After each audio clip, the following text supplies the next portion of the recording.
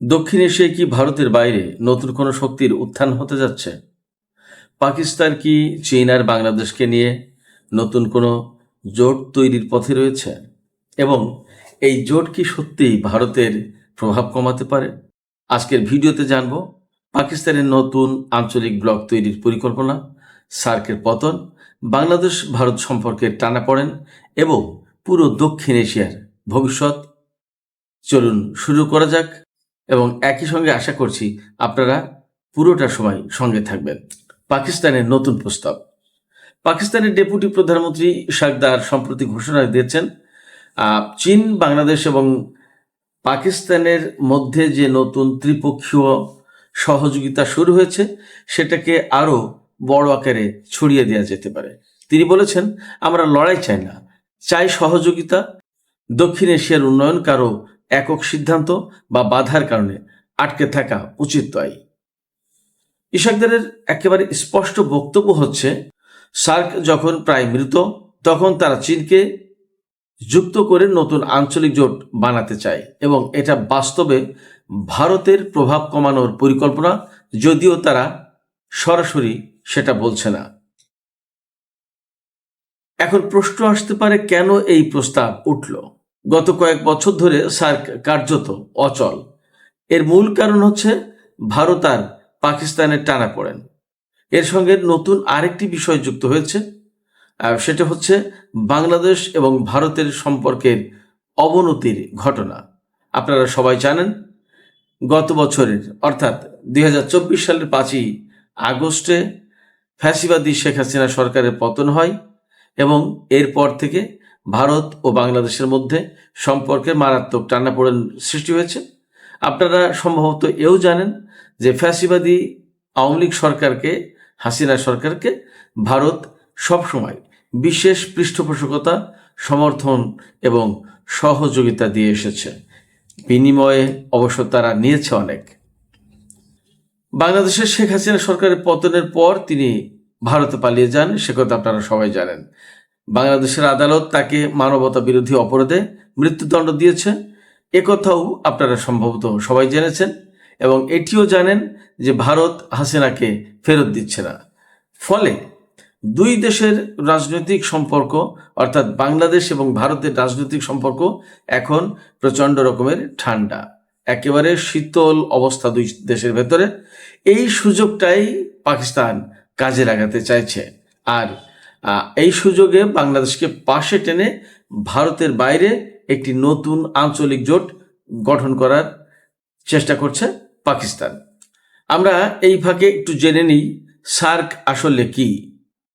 SAARC আসলে কি, এই পরিচয় জানার প্রয়োজন হচ্ছে এই কারণে যে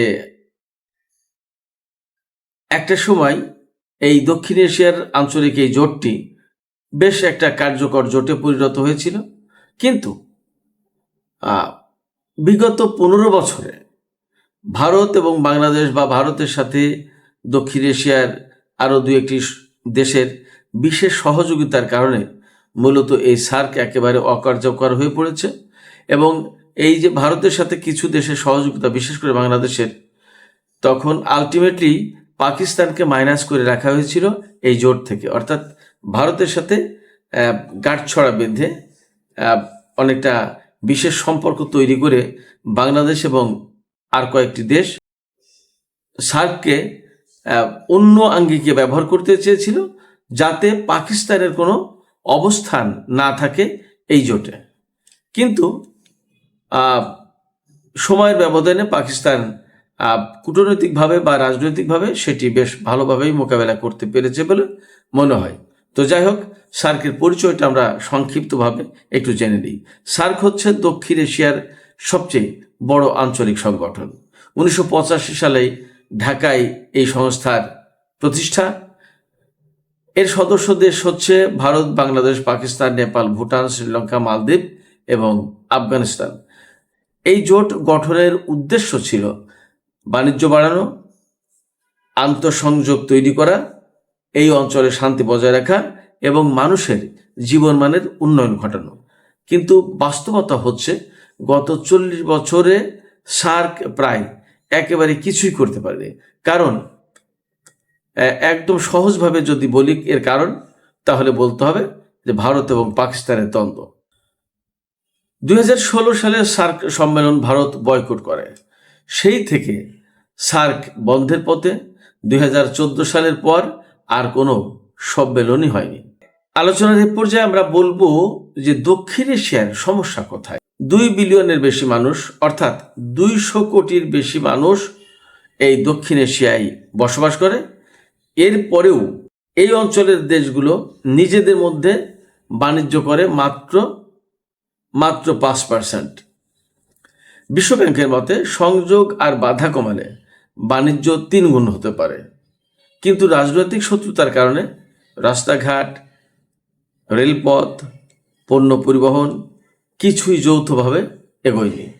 এমনকি 2014 সালে দক্ষিণ এশিয়ার গাড়ি চলাচল চুক্তি হওয়ার কথা ছিল, কিন্তু পাকিস্তান সেটা আটকে দেয়। এর ফলে সার্ক শুধু নামেই আছে, কিন্তু প্রকৃতপক্ষে কাজে নেই। ওই যে একটা প্রবাদ বাক্য আছে না, যে কাজীর গরু কেতাবে আছে গোয়ালে নেই। সার্কের অবস্থা প্রকৃতপক্ষে তেমনই। যা হোক, পাকিস্তানের নতুন জোট তৈরির যে প্রচেষ্টা, তার সম্ভাবনা কতটা, আমরা এ পর্যায়ে এই আলোচনাটুকু করব। আমরা বিশ্লেষকদের মতামত থেকে জানতে পারছি একটা নতুন আঞ্চলিক প্ল্যাটফর্ম বানানোর সুযোগ এখন আছে, কারণ সার্ক কার্যত মৃত, ভারত বাংলাদেশ সম্পর্ক খারাপ, চীন পাকিস্তান সম্পর্ক যথেষ্ট শক্তিশালী, এবং বাংলাদেশ পাকিস্তান সম্পর্ক আগের চেয়ে অবশ্যই এবং অনেক ভালো। সেক্ষেত্রে পাকিস্তান, চীন, বাংলাদেশ, এই যে 3 দেশের একটা জোট, এই জোটটা বড় হতে পারে। তাহলে অন্যদের অবস্থান কি হবে? সেখানে পাকিস্তানের সাথে আফগানিস্তানের সম্পর্ক এই মুহূর্তে খারাপ। সেক্ষেত্রে আফগানিস্তান ভারতের পক্ষে যেতে পারে। শ্রীলঙ্কা, নেপাল, ভুটান কি করবে সেটা ভাববার বিষয়। এখন এই যে সম্ভাব্য জোট, এই পাকিস্তান, চীন, বাংলাদেশ যে জোটটা গঠন হতে যাচ্ছে বা একটা রূপ দেওয়ার চেষ্টা করছে, তাতে আরো কোন কোন দেশ যুক্ত থাকতে পারে? কিছু দেশ অনানুষ্ঠানিকভাবে আগ্রহ দেখাতে পারে, আগেই বলেছি। তার ভেতরে শ্রীলঙ্কা, নেপাল, মালদ্বীপ, ভুটান। এর ভিতরে শ্রীলঙ্কা এবং মালদ্বীপ যথেষ্ট আগ্রহ নিয়ে এগিয়ে আসতে পারে বলে আশা করা যায়। তারা সংযোগ, জলবায়ু, অর্থনীতির মতো বিষয় নিয়ে আলোচনা করতে চাইতে পারে। এখন এইরকম জোট গঠনের ক্ষেত্রে সমস্যা কোথায়? সমস্যা একটাই, সবাই ভারতকে বিরক্ত করতে চায় না। ভারত দক্ষিণ এশিয়ার সবচেয়ে বড় শক্তি, তাই ভারতকে বাদ দিয়ে যে কোনো জোট মানেই রাজনৈতিক ঝুঁকি। সুতরাং পাকিস্তানের প্রস্তাব একটা আগ্রহী আলোচনা তৈরি করতে পারে, কিন্তু আনুষ্ঠানিক জোট হতে নিশ্চয়ই সময় লাগবে। তাহলে ভবিষ্যতে কি হতে পারে? যদি পাকিস্তানের জোট এগিয়ে যায়, তাহলে ভারত বাংলাদেশ সম্পর্ক আরো খারাপ হতে পারে। ভারত চীন প্রতিযোগিতা দক্ষিণ এশিয়ায় বাড়বে। পাকিস্তান নিজেকে আবার আঞ্চলিক রাজনীতির কেন্দ্রে আনার চেষ্টা করবে। পাকিস্তান এখন একই সঙ্গে চীন, আমেরিকা এবং উপসাগরীয় দেশগুলোর সঙ্গে সম্পর্ক বিশেষভাবে উন্নত করার চেষ্টা করছে। তাই পাকিস্তান মনে করছে এটাই সময় নতুন আঞ্চলিক অবস্থান নেয়ার, অর্থাৎ আঞ্চলিক বিষয়ে একটা শক্ত অবস্থান নেয়ার জন্য এটা একটা উপযুক্ত সময়, এটা পাকিস্তান মনে করছে। আমরা শেষ পর্যায়ে যা বলতে পারি তা হচ্ছে, সব মিলিয়ে বলা যায় পাকিস্তানের প্রস্তাব নতুন শক্তির সম্ভাবনা দেখাচ্ছে, কিন্তু বাস্তবে এই জোট তৈরি হতে যথেষ্ট সময় লাগবে। অনেক দেশ আগ্রহী হলেও ভারতকে বিরক্ত করার ভয়েই তারা সতর্ক থাকবে। তাই নিকট ভবিষ্যতে সার্ককে সরিয়ে নতুন কোনো ব্লক তৈরি হবে, এটা সম্ভব হলেও এখনই নিশ্চিত করে তা বলা যাচ্ছে না। সুপ্রিয় বন্ধুরা, আপনারা কি মনে করেন? দক্ষিণ এশিয়া কি ভারত ছাড়া নতুন কোনো জোট দেখতে যাচ্ছে? কমেন্টে অবশ্যই জানান। ভিডিও ভালো লাগলে লাইক দিন, সাবস্ক্রাইব করুন। পরের ভিডিওতে আবার আপনাদের সাথে দেখা হবে। সবাই ভালো থাকুন। খোদা হাফেজ।